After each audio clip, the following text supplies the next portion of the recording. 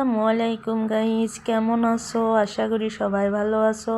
তো আমি এখানে মাছ ভাজবো। ভাজার জন্য দিলাম লঙ্কা গুঁড়ো, দিলাম হলুদের গুঁড়ো, আরও দিলাম এখানে ধনিয়া গুঁড়ো, দিয়ে নিমক দিলাম।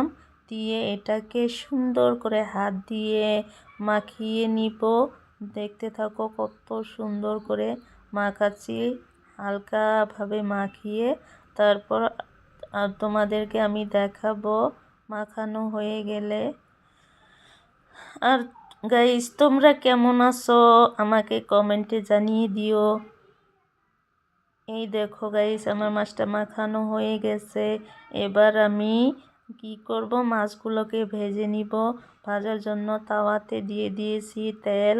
তেলটা গরম হওয়ার পর আমি মাছগুলো এক এক করে প্রত্যেকটা মাছ আমি এইখানে দিব।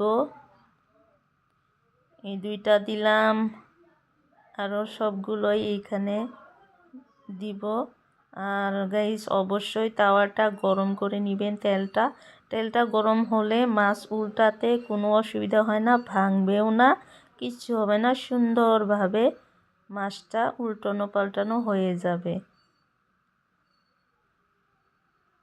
আমার এই মাছটা ভাজা হয়ে গেছে। এবার আমি উল্টিয়ে দিব। উল্টিয়ে তারপরে নামিয়ে তোমাদেরকে দেখাচ্ছি। এই দেখো গাইস, আমার মাছগুলো ভাজা হয়ে গেছে। আমি অতটুক কড়া করে ভাজবো না, যেহেতু সবজি দিব। আর এইখানে আছে আমি ফুলকপি, আলু কেটে সুন্দর করে ধুয়ে রেখে দিয়েছি। আর কড়াইতে দিয়ে দিয়েছি সামান্য পরিমাণ তেল। তেল দেওয়ার পর তেলটা যখন গরম হয়ে গেল, তারপর আমি এখানে কপিগুলো দিয়ে দিলাম। কপিগুলো দিয়ে এটাকে সুন্দর করে গাইস ভাজতে হবে। আর যেহেতু কপিটা একটু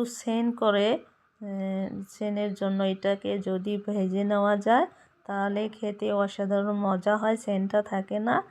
অল্প একটু তেল দিয়ে নাড়াচাড়া করে ভেজে নেবেন, অবশ্যই এটা খেতে ভালো লাগবে।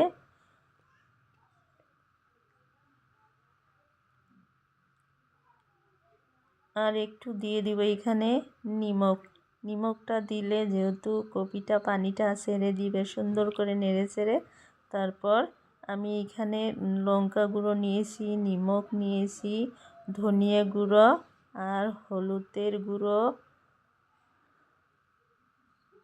এবার আমার কপিগুলো ভাজা হয়ে গেছে। তারপর আমি আলু আর কপির যে এই ডান্ডিটা থাকে ওইটাও দিয়ে দিয়েছি, ওটা খেতে অনেক মজা লাগে। এবার আমি সবগুলোকে একটু হালকাভাবে ভেজে নিব, যেহেতু কপিগুলো আমি আগেই ভেজে নিয়েছি। এবার ভাজা হয়ে গেছে, সমস্ত মশলাগুলো এখানে ঢেলে দিলাম। ঢেলে দিয়ে এটাকে কষাবো সুন্দর করে, 10 থেকে 7 মিনিট কষাবো। এটাকে সুন্দর করে কষিয়ে নেবেন। কষালে যেহেতু কপি, আলু এটা যত কষাবেন তত বেশি মজা হবে। আমার কষানোটা হয়ে গেছে, দেখেন গাইস কত সুন্দর হয়েছে। এবার আমি এখানে পানি অ্যাড করে দিলাম, যে পরিমাণ পানি লাগবে, যেহেতু কপিটা অনেকক্ষণ কষানো হয়ে গেছে তাই আমি ঝোলটা দিয়ে দিলাম। এবার বলক উঠে গেছে ঝোলটা। এবার আমি এটাকে নামিয়ে সোমবার দিয়ে দিব। সোমবার দেওয়ার জন্য কড়াইতে দিয়ে দিয়েছি সরষের তেল। তেলটা গরম হওয়ার পর আমি এইখানে দিয়ে দিলাম পেঁয়াজটা কুচি করে রেখে দিয়েছিলাম, সেটা দিয়ে দিলাম। দিয়ে সুন্দর করে নেড়ে চেড়ে যখন একটু লাল হয়ে যাবে তখন আমি দিয়ে দিব গোটা জিরাটা দেওয়ার পরে আরও কিছুক্ষণ নেড়ে চেড়ে যখন আমার সোমবারটা রেডি হয়ে গেল, এখন আমি কপিগুলো ঢেলে দিব এখানে।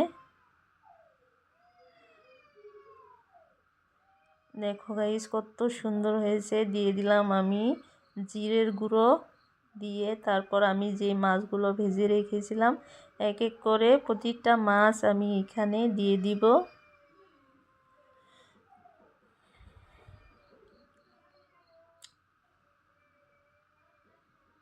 দেখো গাইস কত সুন্দর হয়েছে কালারটা, তোমরা অবশ্যই বানিয়ে খেয়েছো, কে কেরম করে বানিয়ে খাও আমারে কমেন্টে জানিয়ে দিও। আমি অবশ্যই দেখতে চাই তোমরা কারা কারা আমাকে কমেন্ট করো। এবার আমার সবজিটা হয়েই গেছে, আমি তোমাদেরকে দেখাচ্ছি। এখানে দিয়ে দিব আমি কিছু ধনিয়ার পাতা, ধনিয়ার পাতাটা দিয়ে আর একটু নেড়ে চেড়ে তারপর তোমাদেরকে দেখাচ্ছি।